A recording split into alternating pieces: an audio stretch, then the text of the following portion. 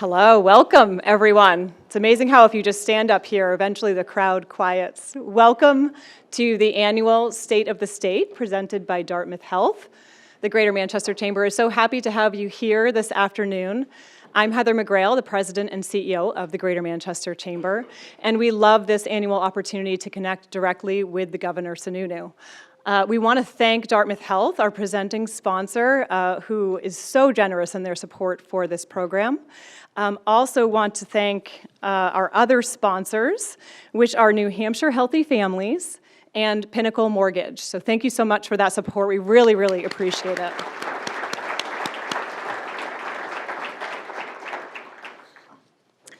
I want to make a few special acknowledgements of some guests we have here in the audience before we get started. We're really happy and pleased to have Manchester Mayor Joyce Craig here with us tonight. And also former Mayor Bob Baines. Where are you, Bob?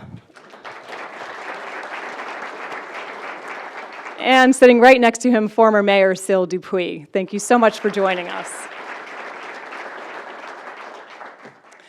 And some more acknowledgements of the Greater Manchester Chamber Board of Director members who support every single piece of the work that we do at the Chamber.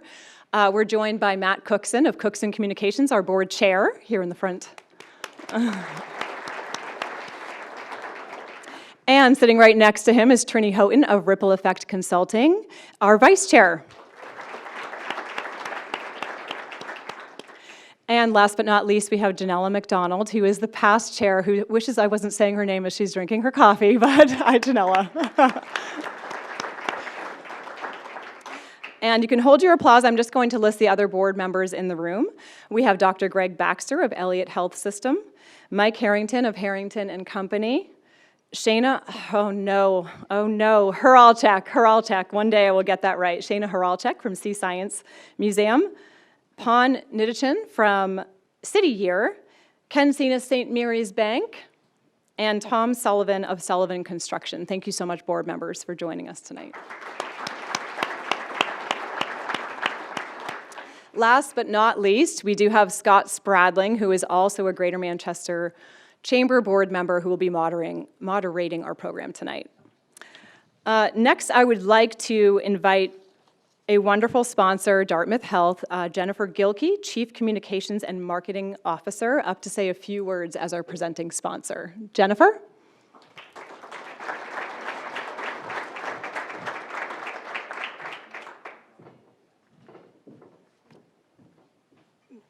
Thanks, Heather. Good evening. It's wonderful to be here, seeing the Chamber board members, Mayor Craig and Governor Sununu, all in person. And of course, I'm happy to be here on behalf of Dartmouth Health. Dartmouth Health is proud to be the presenting sponsor of the Greater Manchester Chamber's State of the State. And we are honored to be here to recognize not only the Chamber's important work and to hear from Governor Sununu, but also to reinforce our commitment to weave world-class care into the fabric of our community. Tonight, we're going to hear from the governor about the state of our state, and I am certain that he will underline some of the wonderful things about the amazing place in which we live and work. I am very proud and happy to be part of this community. I'm a graduate of the University of New Hampshire, and I've never questioned for a moment the decision my husband and I made to return to southern New Hampshire 7 years ago. I only wish we did it sooner. While the pandemic is not yet completely in our shared rearview mirror, we probably all can agree how absolutely terrific it is to be back out with people, our colleagues, in person. However, I want to remind you tonight that we are in the healthcare sector, our hospitals and health systems across the entire country, we are in a fragile state. We are still feeling the very devastating impact of COVID and the triple-demic on our workforce, on our collective mental health, and on our bottom lines. The challenges that healthcare is facing are exacerbated by critical workforce shortage, by supply chain issues, reimbursement rates, and increasing expenses driven by nationwide inflation. And it is not just hospitals. Nursing homes, assisted living facilities, and visiting nurse programs are all deeply impacted. We are actually under greater and more complicated economic stress than the first 3 years of the pandemic. But today is the first day of spring, a season filled with growth, hope, and possibility. And those of us in healthcare are hopeful and innovative. We're crafting solutions to address these crucial needs. At Dartmouth Health, we are working to develop our own programs to widen the training pipeline, such as our Workforce Readiness Institute and our joint nursing program with Colby Sawyer College. Manchester is a city, of course, but it is a city in a rural state. Dartmouth Health recently introduced our Center for Advancing Rural Health Equity, which is dedicated to helping people in rural areas have the chance to live healthy lives by learning and acting together. It's a center that partners with communities and community organizations to address social determinants of health, such as safe housing, reliable transportation, food insecurity, education, and working wages. It's about giving our communities a stronger foundation to better navigate public health crises, both present and future, to helping people and communities be healthier so their need for health care is lessened. Working for the state's largest private employer, Dartmouth Health, has provided me with an opportunity to see firsthand what can happen in New Hampshire and what can happen if we all work together to build partnerships to keep our communities healthy. I want to acknowledge and thank the Greater Manchester Chamber for their committed leadership in bringing together the people of government, business, and nonprofit organizations to strengthen relationships, to encourage proactivity, and to solve issues together. All of us in this room and beyond must ensure that the healthcare sector in our state remains strong, and all of us in this room must be unrelenting in our commitment to always be there for each and every Granite Stater when they are in need. Thank you.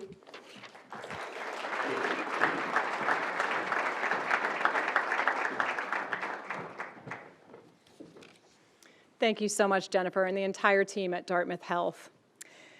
Next, I'd like to introduce our moderator, Scott Spradling. Scott is an Emmy Award-winning former reporter, anchor, and political director for WMUR.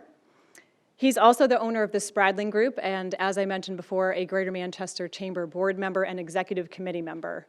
I know many of you know him, and he's the best moderator there is, so I'm going to call him up now and let him get the program started. Thank you so much for joining us.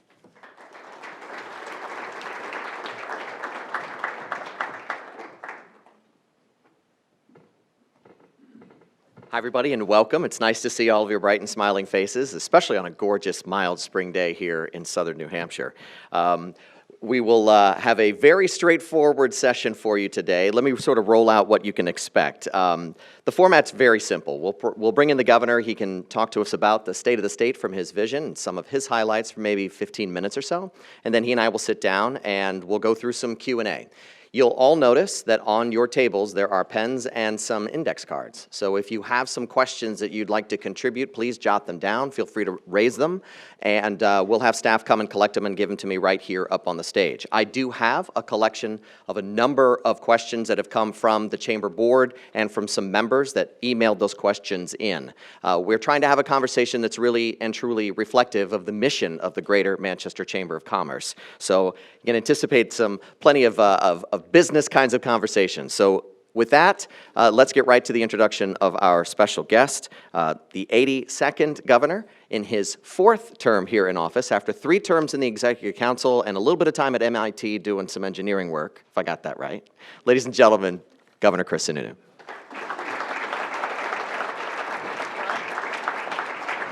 All right, thank you, good evening. I am very grateful you didn't go on with some long, boring introduction. I'm looking around, I know pretty much everybody in the room, which is good. And for better or for worse, you guys know me, right? We're out there a lot, we're doing a lot of different things. I thought, what do you want, Scott? Where'd it go? 15. Oh, there you go. But 10, we'll do 10, then we'll do discussion. The questions are what I think, yeah, I wish it was that easy. If which the legislature would just follow me. Life would be really easy. So a couple things. Let's just cut right to kind of the state of the state, things that are kind of popping out there. You guys are, if you're in the chamber, you're here, you're pretty much in the know on a lot of this. The machinations of what's happening within the State House now, I'll give you my best shot at that. it's still actually early, right? People say, oh, I heard this got taken out of the budget in the House and the committee didn't move that forward. My general sense on most of that is don't worry just yet. I mean, talk to the committees, talk to the Senate, talk to the folks that will kind of participate in the committees of conference and all the next steps to see where it goes. So just because something fails or even if something passes, don't get overly excited, right? The sausage is all made starting around May 15th or so. Between May 15th and June 15th, that's really where we'll get to the nuts and the bolts and we start really kind of hashing things out, figuring what we need to do to tweak some of these bills in those committees of conference to make sure if they pass, they can get a signature. For better or for worse, they know I'm not afraid to veto anything. I veto a lot of things. And I don't care if it's from Republicans. I don't care if it's from Democrats. If it's not in the state's interest, we're just not going to move forward with it. Or we'll just ask them to go back and make it better. And I've had really good bills that have come to me or on the verge of coming to me. And I say, look, guys, if you keep these 10 things in, these first 8 are great, but these last 2 are just deal killers. And they say, nope, this is where we're going with it. And I'm like, okay. And then I veto it, and they say, I can't believe you vetoed that. I said, I told you what I was going to do. I try to be super transparent about it. So let's take a little bit of a backup. Just the state of the state. It's really, really good. It is. We're very, very fortunate here. And as a lot of you know, I've been traveling the country quite a bit, and I talk to lots of folks in all different other parts of the country.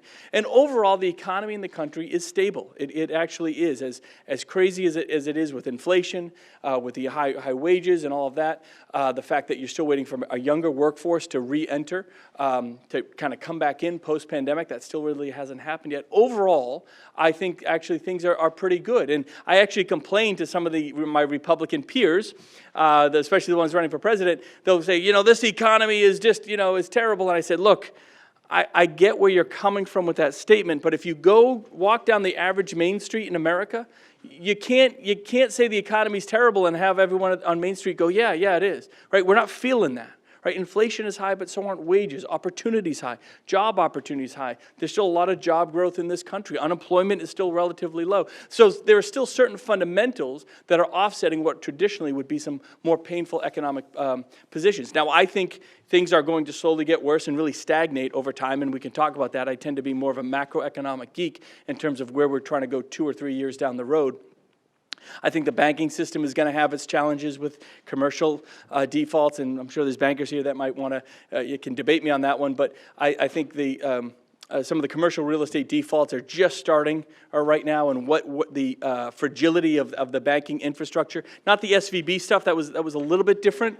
That was just more bad management than anything, and we can talk about whether there's a real systemic risk in terms of a run on the banks. There's really not, especially here in New Hampshire.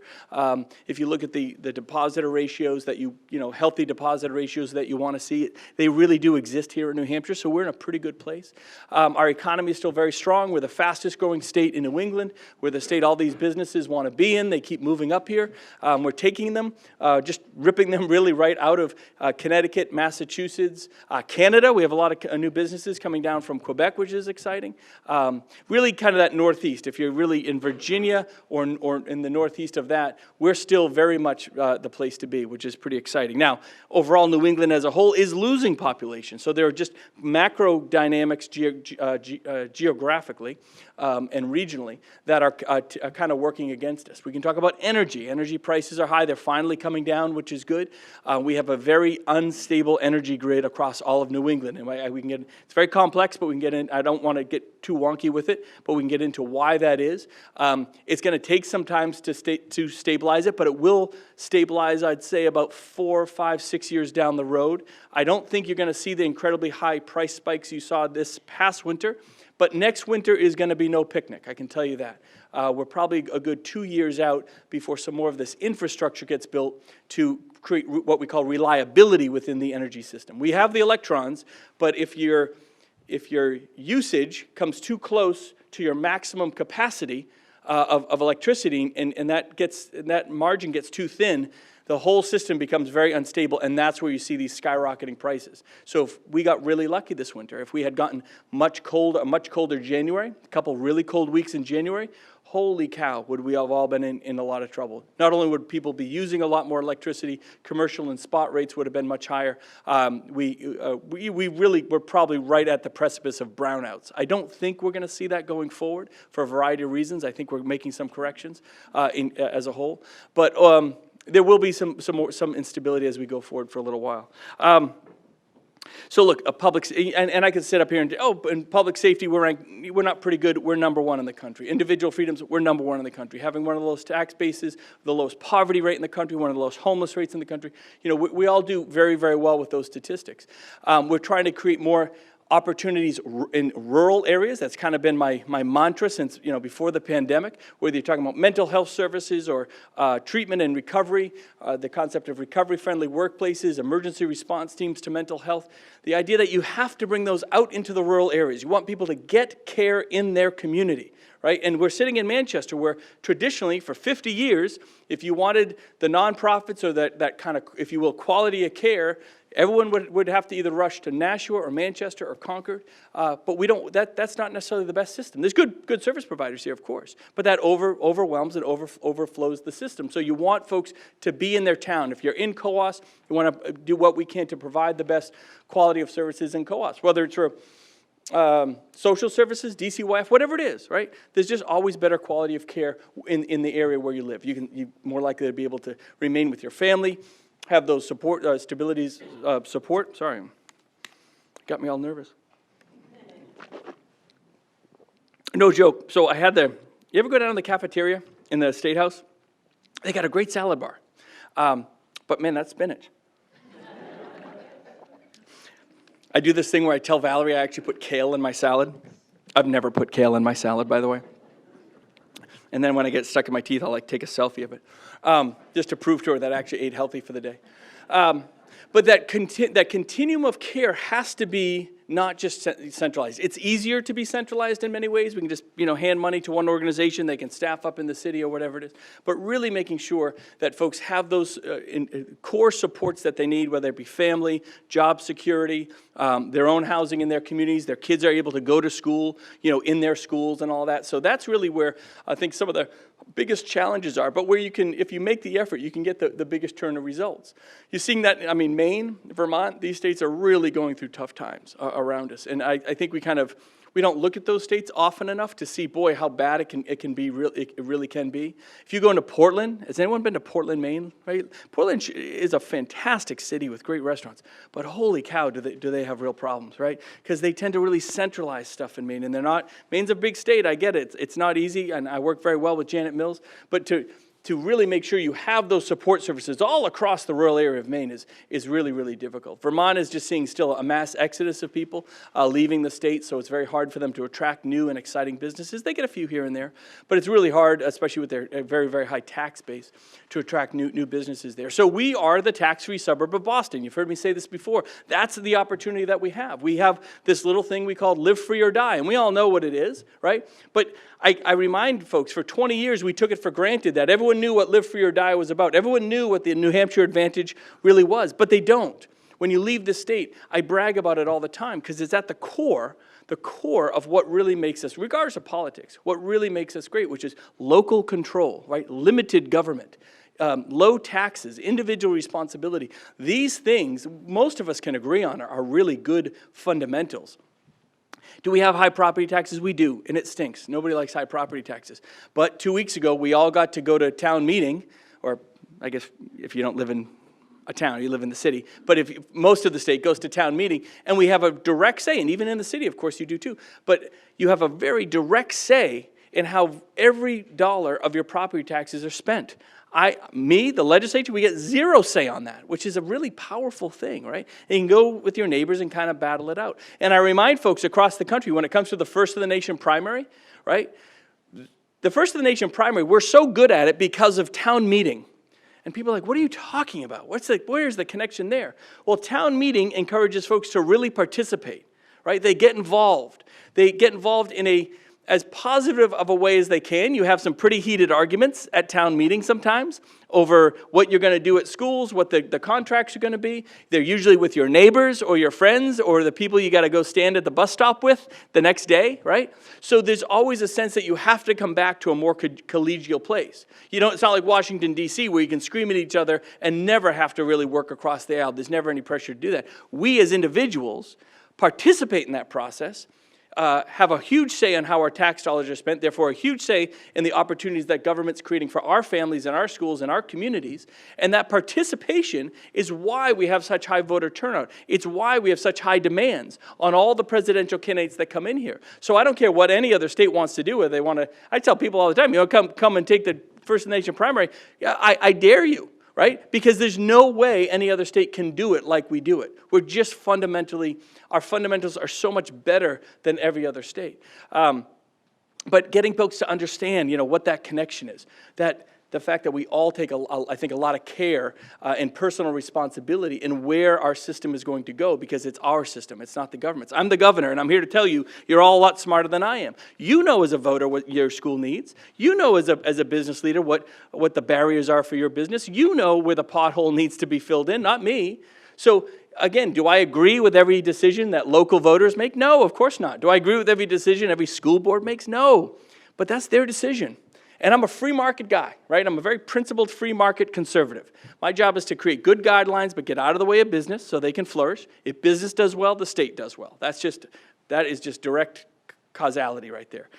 There's a direct relationship there. So if business is doing well, the state does well, but the free market also works in politics, right? If the school board isn't doing what you want them to do, then you and your friends and neighbors are going to vote the school board out and make a change. And that's your job, that's not my job. And if the school board, even though they might not be doing what I want them to do, if you all agree in your town, let's take a slightly left town, I don't know, Keene or Hanover. God bless Hanover. So look, Hanover, let's just use it. It's one, or Portsmouth, right, and more on the Rockingham side. These are some of the more liberal, left-leaning towns you're going to find. Do I agree with what their decisions? No, I don't. I can't tell you how many folks have come to me and said, well, Governor, you need to sign this bill and pass this law that tells them, No way, man. Do not go down that path, right? It's a very slippery slope. Once you start going down the path of saying, well, the big government on top is going to tell the smaller district down here the way it should be, once you let those horses out of the barn, it's really hard to get them back in. So you got to have the discipline. That's the discipline of leadership, knowing the limits of your power to do certain things. Look, we can talk about mental health. We can talk about housing. We can talk about the opioid crisis, right? The numbers are starting to go back up. It's hitting us in a whole new way. It used to be over prescription.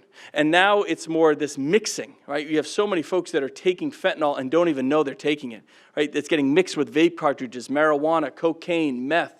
And so now you're seeing these numbers skyrocket. Manchester, Nashua, but really all over the state. And again, like most things around the opioid pandemic, New Hampshire kind of leads the country, unfortunately, with a lot of this. You saw during the pandemic, pretty much every other state's numbers of overdose deaths skyrocketed. We were like the only state, we stayed the same. In fact, I think we even went down a couple years. So we were like leading the country, leading the charge. Well, now most states have finally gotten their stuff under control.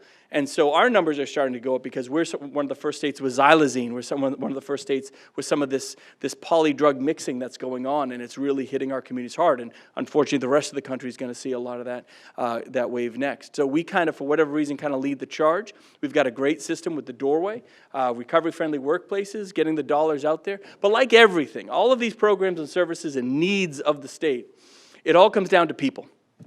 You can have all the money in the world, and we have a lot of money right now. That is not the problem. You have really good ideas and innovative systems, and we have a lot of those, which is great. But we don't have the people on the ground. And we're the fastest growing state in New England, and that's why some of these other states are in such trouble. So as hard as we're having it, everyone else is having it much worse. Typically around the younger generation, 20 to 35-year-olds, those folks are still 12% down. In terms of workforce from pre-pandemic levels. Older people are back in, right? 45 and up, 40 years old and up, we're back in, or even back into the workforce even more than we were before. But that younger generation, and we can talk about why that is, just isn't there yet. But they're coming back in slowly. So that's going to be a hugely positive effect on both mental health, just hospitals, nurses, social workers. This is really where we need the bodies. We do very well in certain areas, but in some of those higher need areas, because we're a fairly affluent state, we're fairly wealthy, so there's a lot of very high dollar job opportunity here.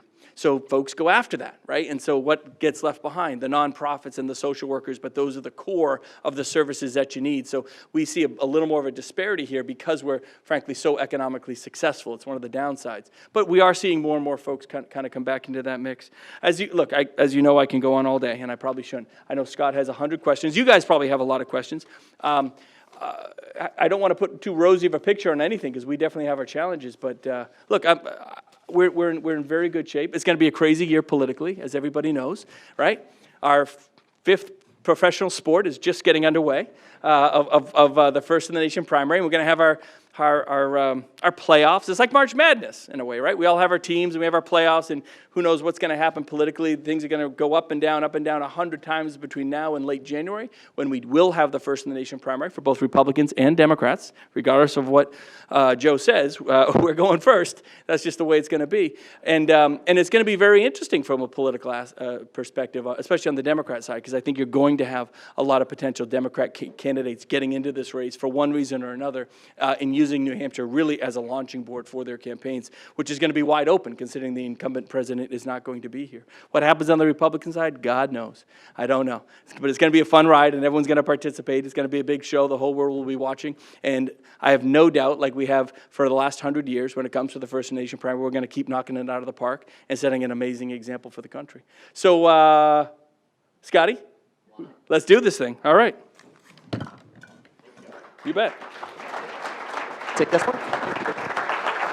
And then your mic. And now I turn on? Exactly. Can y'all hear me okay? Yeah. You hear it? All right, excellent. So while he's turning on his microphone, is there anybody in this room that's going to be making any announcements when it comes to, like, I don't know, presidential primary stuff? Anyone? Bob Baines. Bueller? Bob Baines. Bob Baines, 2024. We'll hold that thought. We'll hold that thought. Governor, I think one of the sort of external, global, international events that's going on right now that could very well be affecting all of us in this room over a period of time is the situation with banks, whether it's regional, international.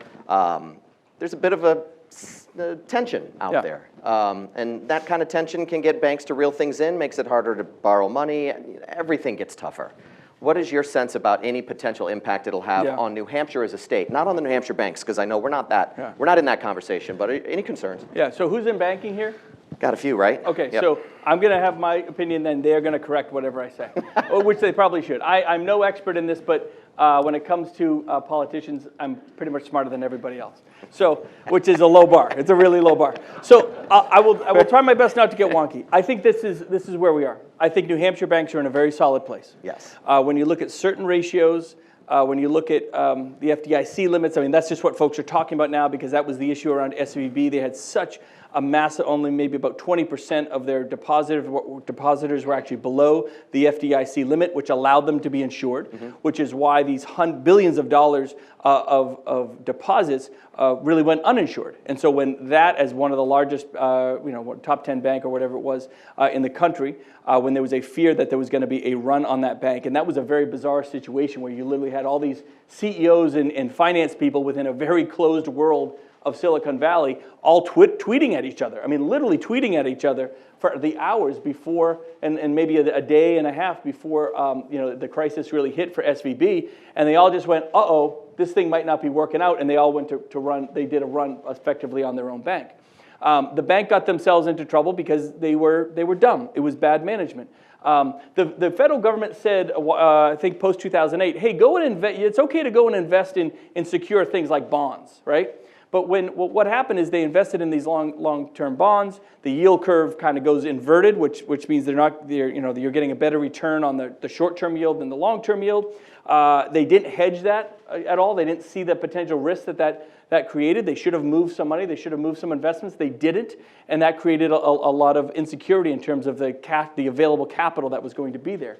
So, is that the situation in every bank? No, and that's why I don't believe there's mass systemic risk. I think there's some banks that are massively correcting themselves literally as we speak right now, and that's good, right? So as SVB and maybe First Republic and a few others were kind of the example that everyone had to learn from, don't go there. But the problem I have with this whole thing, and a lot of folks will disagree with me, I'm sure most of the bankers will disagree with me in this room, is that you had a bank that was badly managed, you had folks putting the businesses themselves were not managing their dollars. You had Roku, right? Didn't they have like $500 million in SVB? If you have $500 million, you should not put it all in one bank. And my 10-year-old could tell you that. That's just dumb, right? Spread it around. Spread your risk, hedge your risk, make investments on your own, whatever it is. So the fact that that happened, if you have $500 million in a bank, aren't you going to be watching how the bank's investing, what the bank is doing to make sure they don't get themselves in a problem? If I have $500 million, I'm spending a lot of that money on really good people to watch that money. They weren't doing that. And so the whole thing kind of fell apart. That's a very rare situation. I don't like the fact that the federal government just came in and basically said, we're going to guarantee 100% of this, 50% today and up to 50% down the road. Because what it really has said, in my fear, is it's told a lot of other banks, look, if you make bad investment decisions, if you make really risky investments, we'll back your play, right? Because now that they've done it for SVB, they're probably going to have to do it for a lot more banks, right? So where's the incentive for better behavior on the bank side? Good point. Because now they know, well, hey, look, even if we screw this up, we can take a lot of risk. Maybe we make a lot of money, that would be great. But even if we don't, the feds will be there for us just like they were there for SVB. So why does that really matter? I do believe there's a giant commercial bubble, commercial real estate bubble here. You saw about a $1.7 billion default about a week and a half ago. I'm looking at Joe Murray. Maybe he probably knows more about this than I do. Maybe 2 weeks ago, you had a massive default. The first, I think, of many, as some of these investments, these loans kind of come to bear. The fact that everyone is remote working, more people are outside of commercial real estate, especially in the cities of Boston and New York and Los Angeles and whatnot. So no one's paying rent. People aren't paying rent. They're not meeting their numbers. So I think you're going to see not an astronomical, the whole system's going to crash, but you're going to see a lot of very, very large commercial loan defaults. And then what that does to Wall Street, I think this country is just going to stagnate economically. Okay. Inflation's going to remain high. Wages are going to remain high. I think until young people really come back into the workforce, there's still going to be a lot of job demand. But the banking system in itself, when banks borrow from one another, with that high interest rate, that creates problems. It creates problems for our local banks because it's harder for them to borrow from Wall Street so they can lend to a small local business, right? Because they just work fundamentally different. So a very long way of saying I don't think it's a massive crisis, but I do think we're in some tough economic times here. It's not a recession or depression, nothing like that, but you're going to have a lot of stagnation. There's still so much liquidity out there. Do you know of the ARPA money that we have? I was way too long of an answer. I apologize. So we got about $1 billion in ARPA funds in New Hampshire. We've allocated most of it. About 95% of it has been allocated to different projects. Only about 25% of the checks have actually gone out the door, right? Because the programs are there, folks are putting in their applications. Maybe it's Invest in H, it's a housing project where it's all allocated to that housing project in Concord, whatever it might be, and the dollars are allocated to that. But we're actually still holding on to the cash. So what that really means is over the next couple of years, if you add up all that cash in all these states across the country and the federal government, the ARPA money is just barely getting going. Infrastructure money hasn't really even been spent at all yet, almost. So that cash, trillions in cash, is going to keep going out into our economy, kind of keeping propped up high inflation rates, but also kind of where we are now, like a lot of economic opportunity. It's probably going to create a bit of the have and the have-nots. If you're in those businesses that are so blessed by the federal government as to get a grant, well, great. You and your employees are going to be in good shape. If you're not, if you're hospitality maybe, is that going to trickle down to you? I don't know. So you could have businesses that continue to do, and employees that continue to do very well in certain sectors, but there's kind of a bifurcation of the economy, and you'll have the rich are getting richer and the poor are getting poorer. Right. I'm just nervous that's what could happen, but you're looking at these dollars continuing to flow out for at least another 3 years. There's not more money, it's just actually getting the cash. Getting released. Yeah, being released. Oh, it's a slow release pill, so to say. Let me change sectors. Sorry. No, it's okay. That was a good answer. It's a very timely and now conversation. these guys will all correct me because I'm just a politician with a calculator. I'm not much more than that. Let me shift gears to healthcare a little bit. And again, sort of ripping from the headlines, I saw, and Chris Stewaz is here somewhere from AMR, but I saw a voice in the newspaper from the last 24-hour news cycle saying we have a critical shortage of help. And it's worrying. And I know we've heard that rippling through the healthcare sector as well. Hospitals are struggling. These are external challenges. in an otherwise strong economic situation here in New Hampshire that you laid out. What do we do to try to get that workforce online, Yeah. but help with the financial situations of our healthcare providers? Sure. So a couple quick things. I think the younger workforce is going to come online. And so why aren't they online, right? Why is everyone coming back into the workforce except for the 20 to 35, 32 to 35-year-olds? Well, for the past 3 years, all their student loans have been deferred. They haven't had to pay them. For the past few years, they've gotten free rent, right, with all the rent support programs. There's been so much money and programs and the opportunity, so the younger generation isn't, excuse me, Yeah. I'm dying. No such luck. Wait, have your water. Don't forget that we have the note cards on the table, Sorry. so if you've written a question or something like that, hold it up and we can get it over to me. Sorry So- about that. No, it's okay. That's your PSA for a second. Give not COVID, by I you swear. 30 seconds. So the younger generation hasn't felt the pinch of debt, right? Most of us have to pay our mortgages, we have to pay our car loans, whatever it is. You know, we're not worried so much on the student loan side, but a lot of their loans have been deferred. So as that kind of trickles out, they'll kind of feel that pressure. Wait, I got to get into this economy. I got to start making more money and not just be a barista at Starbucks. I'm going to go back to school, whatever it is. So I think there'll be a natural shift there, and we're already seeing signs of it. Okay. The next big thing we can do is education, right? So I doubled the number of nurses at UNH, for example. We created LPN programs at our community colleges that never existed before. The social work programs, we need to really triple the size of those in the state. So we're growing our own. And then it just got thrown out of the budget, but I still very strongly believe in if students want to stay and work in New Hampshire, help them pay down on that debt, right? I mean, it's not just a free college. Free college is a terrible idea for a whole variety of reasons. But if you stay and work in New Hampshire, you know, we'll help pay they have probably high debt, we'll help pay that debt down. It's kind of we get the worker, they get more cash in their pockets, and not just in their pockets, but less debt load. That's a win-win for everybody. So creating incentives like that to not just generate the workers, but to then keep them here is really important. We have a lot of folks, Dartmouth is a good example. We have a lot of students that come out of Dartmouth Medical, and they leave right away. Like they're off to Chicago or LA or Boston or wherever it is. So we need ways to actually keep those doctors and nurses here. I think I saw a statistic, if you add up all the hospitals in the state, I think something like 30% of the beds, the hospital beds in the state, actually are staffed right now in hospitals. They don't staff 30% of their beds. They can't find the workforce either, right? So it's if you just take that kind of macro number right there and then trickle it down, not just to every industry, but to those that are the most important around whether it's opioid recovery services, first line, folks on the front lines, social workers. Do you know we have a funky law that says you cannot leave New Hampshire Hospital, our mental health hospital, unless it's only a certain certified type of social worker can basically certify that you're good to go into some sort of transitional housing and leave New Hampshire Hospital.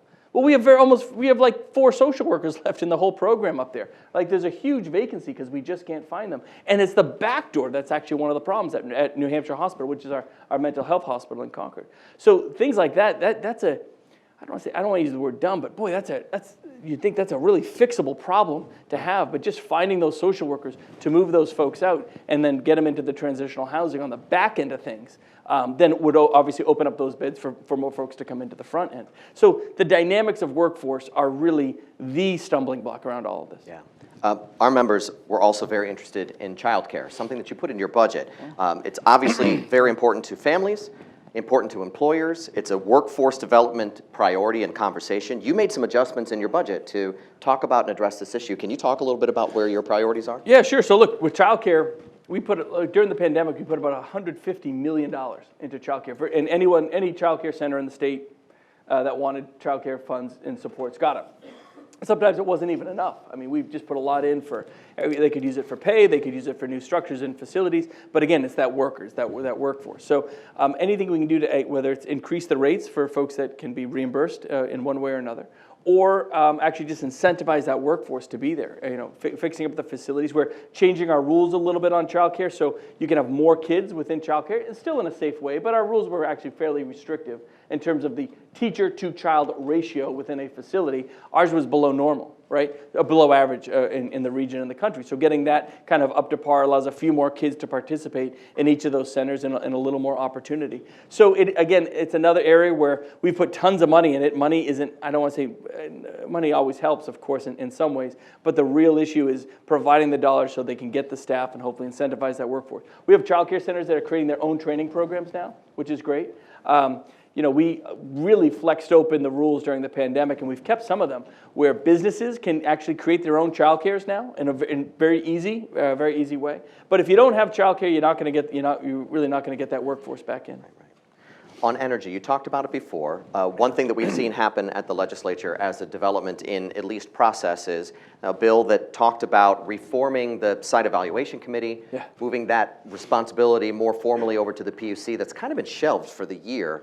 In general, your thoughts about the state's pursuit of trying to make sure that we're balancing the interests and environmental, the pretty parts of New Hampshire with the needs of our electrical system. I can tell you with zero exaggeration, zero political bias. When it comes to energy policy, New Hampshire does it better than everybody in the Northeast, like everybody bar none. Now, we still have high rates, we still have a lot of challenges, but we're all tied in New England together to the other states. So when another state shuts down a power plant, that affects us. Because think of it this way, all of our power plants in New England throw the electrons into one big pot, and we all kind of drink out of that same pot. That's a very simplified way of looking at it. But if one state says, you know what, I'm going to shut down that coal-fired power plant, well, okay, that's their decision to do so. Or I'm going to create a policy that might amp up electrical rates. We actually have to go and fight to make sure we're not paying for those upcharges, right? For those, because they're making policy decisions in Connecticut. You should not be paying for that. We make, I think, much more balanced approach to energy than anybody else because we don't, or at least I try to insist that we always take politics out of it. We always look at price first, and it's why our energy rates are one of the lowest in New England. But how we buy power, and I would just say, without getting. Let me just give you an example. So Massachusetts said we're going to close down. They have a massive natural gas plant, and they have really one of the only and largest natural gas storage facilities in New England, down at the Mystic. The plant is going to shut down, but the idea is that storage facility would go away too. If you don't have a storage facility for natural gas, especially during peak times, and you can't keep that full, as New Englanders, we are in real trouble. So I got all the governors in New England to come together and say, look, we all have to agree that has to stay open. As much as you all want to be political on anti-natural gas and anti-fossil fuels, that has to stay. And they all agreed it did. It was the first time, it was a miracle. It happened about a month ago. They all agreed that we needed that. When Governor Hochul in New York said, you know what, we're going to get rid of natural gas stoves, and we're going to limit the amount of natural gas coming through New York. Virtually every drop, not every, but virtually every drop of natural gas in New England goes through Albany, New York. If their politics decide to shut the valve off, we are in real trouble. So what do? You do have to diversify. I'm a big believer in clean hydro out of Quebec. Huge. I've been fighting it for years. I fought very hard for Northern Pass. I took criticism for it. I was absolutely right. I wish we had it today. Right? We're looking at investments on offshore wind. That's probably not going to come to fruition for another 5 years. That's a big federal mess. They're very slow, but we'll design it, we'll get there, and hopefully the costs come down, and hopefully offshore wind can actually supplement us. It's very hard to create new natural, we came close to creating a new natural gas storage facility in Epping a few years ago. That's been shelved, but what we can do is, it sounds weird, but just by increasing the size of the pipes. They won't let us put new lines in. Well, we could, no one really has the political will to do that. To get it, through Connecticut, through Vermont, up through Massachusetts, and into New Hampshire. But you can actually increase capacity of your current natural gas lines, which actually increases the storage ability, which again creates more resiliency in case the system gets under stress. You have more storage capacity within those. Obviously, we're making investments in solar. There's a huge opportunity with hydrogen. We have a hydrogen project going in northern New Hampshire right now, and hopefully that's supposed to go on later this year. We're just waiting to see if the developer turns the thing on. Battery storage, I think, is a huge opportunity as that technology, but batteries are going to get really expensive too, by the way, really expensive. If you look at how batteries are made, do you know every bit of lithium in a lithium battery, every bit is processed in the planet is processed in China, in some of the most horrid environmental conditions you can ever imagine. Most of the minerals that you need for whether it's your cell phone or your car battery, you should see the mines that whether it's in Africa or the ones in China, the slave labor they use to pull this. This is like a humanitarian and environmental disaster that a lot of folks don't want to look at because it sounds good that we're just going to create an electrified system, but it is a real disaster. China is a huge problem, but that's going to, I know it sounds weird, we're talking about local energy, but where China goes really impacts that. Because China is going to become one of the more destabilized countries on the planet. They are massively losing population, like at crisis levels, because they had policies for so many years not to have kids. And now those chickens are coming home to roost, and it's going to have a real negative impact. So they're going to be forced to make very radical decisions in terms of how to keep their economy propped up, keep things moving forward. Those prices are going to skyrocket because we're solely dependent on them for all of these batteries and getting all this stuff processed. So there's this kind of international chain where we're just, remember, battery power, electric vehicles, what are we in, like 15 years in? Barely, right? Mm-hmm. We're so new at this. And so we're in a little bit of a honeymoon period. But now those systems, the fragility of those systems, I think, is going to be exposed in the next few years. It'll be very interesting to kind of see where it goes. We have some of the most, one of the biggest potential lithium mines in the world is up in Maine. It's right here in Maine. Really? You'd never think to take it out because you have to send it all the way around South America to China to get the stuff processed just to get it back here, right? So it's not very practical to do it. You want a multi-billion-dollar idea? Find out a way to process lithium in an environmentally sound and sensitive way. I'm an environmental engineer. I pay attention to this stuff. I think you have to do it right. But he who finds out a way to do that in a very sound way, where you could do it within the United States, will be amazing. This administration would never allow it to happen. But that would be really the multi-billion-dollar idea that sets America on a pretty solid course. And the last thing I'm going to throw in on energy, it's very important. Everyone says more electric vehicles, plug everything in. But it takes 15 years to permit a new transmission line in this country. It's crazy. The EPA, the NEPA process, it is absolutely insane. So what is the point of telling everyone to buy electric vehicles and charge everything up if I can't get the electrons from there to your house, right? Because you need these new massive transmission lines. But the EPA, this EPA in Washington, is doing everything they can to slow and stop things like that. So there's no logical sense to it. It's all politics. And at the end of the day, it creates that instability, that fragility of our system. So we can talk all day about having new electric vehicles, but at some point, those costs just get too high. And that's why you're seeing a lot of that market stagnate right now. Just real quick, not to belabor, Katie was wondering if the Inflation Reduction Act might help for funding some of these challenges in the energy market. Are those dollars that can be helped? That can help here? In the inflation, in the IRA, I don't know. No, I don't know. Yeah, maybe. Where am I looking? Where's Katie? Sorry. Katie's right there. Oh, hi. Sorry, there you are. I apologize. Yeah. Well, it's all about battery. Yeah. Yep. Do you see any, I guess my real question is, how do you see solar helping? Well, solar's fine, but again, are we going to have the same renewable standards as Arizona, right? As the solar in Arizona? No, that's like their thing. So my big thing is I love solar, but I don't like massive solar arrays. The only people that make out with massive solar arrays are the developers of those things, because you're creating these mini power plants. I want solar on low-income housing.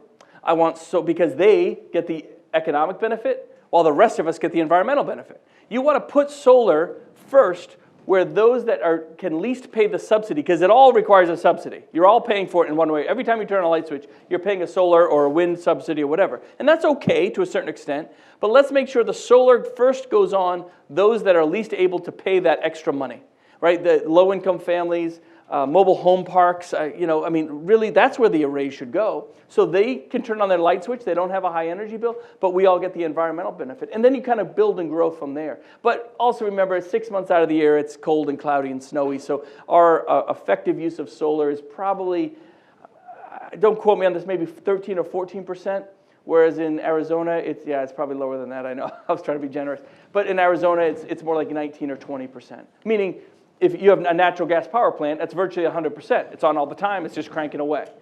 A solar cell is probably only about 15% as effective as that. And then when you add all the clouds and the snow, it becomes even less so. So there's a balance for it, there's a place for it, but you need a little bit of everything. Yeah.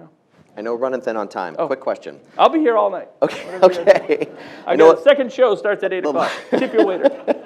A lot of folks here in the audience are excited about the potential to grow biofabrications industry through Army's $44 million Build Back Better grant. So there's an extraordinary opportunity here on our hands. What, in your position as governor or for the state of New Hampshire, what can we do to ensure it's successful? Yeah, keep it local, right? So that's a Manchester. You're talking about the Manchester grant. I mean, it's really a Manchester grant. What's the mayor? Is the mayor here? She's here. Hey, yeah. So that's a Manchester grant, right? Huge opportunity. So don't let anyone take the money or take the opportunity from you. What Dean has done is phenomenal, and so that's kind of at the core of a lot of this. Where I mean, we could talk about Dean Kamen. Is Dean here? No, he's inventing something somewhere. My kind of approach to Dean Kamen is wind him up and get out of the way, because he will not stop in terms of bringing more business, bringing more opportunity right here. And if it's not in Manchester, he gets frustrated by it. And I mean, there's some opportunity, I think, that's going to Concord and surrounding. But all over New Hampshire, these businesses are coming in to support what he has done. And this grant then kind of doubles and triples down for the next generation of those types of opportunities. But don't let anyone take it. I think it's great. I mean, the city really drove the boat on it for the most part. Yeah, don't let the state come and take it. And let folks like Dean or the other partners within there really create those opportunities. They know how to go find their partnerships. They know what is best, to make their entire system successful. And that small 50 million, 20 million? 44? I think 44 million, yeah. right? That's really probably, if you play it right, is probably worth $1 billion over the next 20 years. And that's again, if you kind of don't let the government take it and all that and pinch at it, create the infrastructure that's needed to create more business, create more jobs, and then advertise, go sell it, go door to door in Kendall Square, steal those businesses, go get those young kids. Don't take it for granted that everyone will know the opportunity that you're creating. You can have the best product in the world, but if you ain't out selling it, it ain't going to work. But we've got a really, really awesome product in New Hampshire. So go sell it and kind of capitalize on the opportunity. Speaking of go sell it, how about props to Ted Kitchens, Manchester Boston Regional Airport with the Velo Airlines? Yeah, is Ted here? Where's Ted? I don't think he's here. Oh, sorry. Yeah. He's probably luring another airline to town. Is he? Yeah. Yeah. So he's literally What's trying the to new pitch airline that a came Velo? in? A Velo. Yeah. Rally Never through. even heard of it. Yeah. But I'll take it. Right? All good. More options. I don't So we know got who's that going to for North us. Carolina, but if you got to go, you come to Manchester. $39. It's great. Housing has been a conversation that you've been talking about a lot. You put a lot of money into the budget. I know the mayor could be the first to list numerous programs that are trying to provide affordable housing, construction happening here in Manchester. It's kind of going on all over the state. How are we doing? Because that is obviously one of the big hurdles to getting and keeping people here. Yeah, better than most, not good enough. Okay. That's my take on housing. So, the state, we put in the $100 million Invest in H program that went off very well. We're doing another $30 million on top of that. We put another $50 million over the last couple of years in New Hampshire Housing Finance Authority.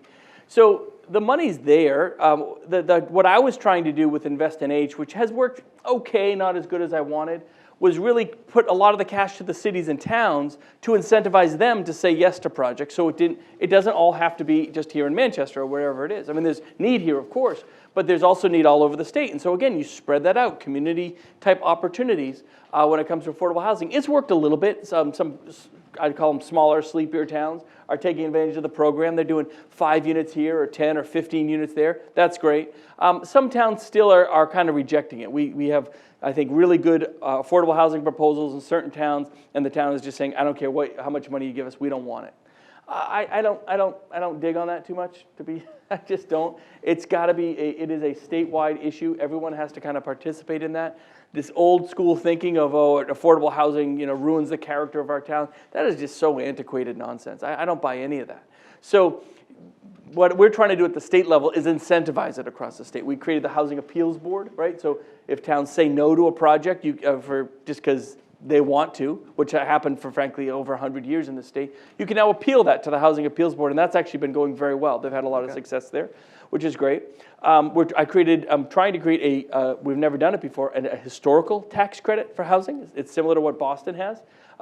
It's kind of our first step at it. We typically don't do tax credits like that in New Hampshire, so we're going to try one, or if I can get it through the legislature, we'll try one, which again would hopefully incentivize some of these developers to come out of Massachusetts.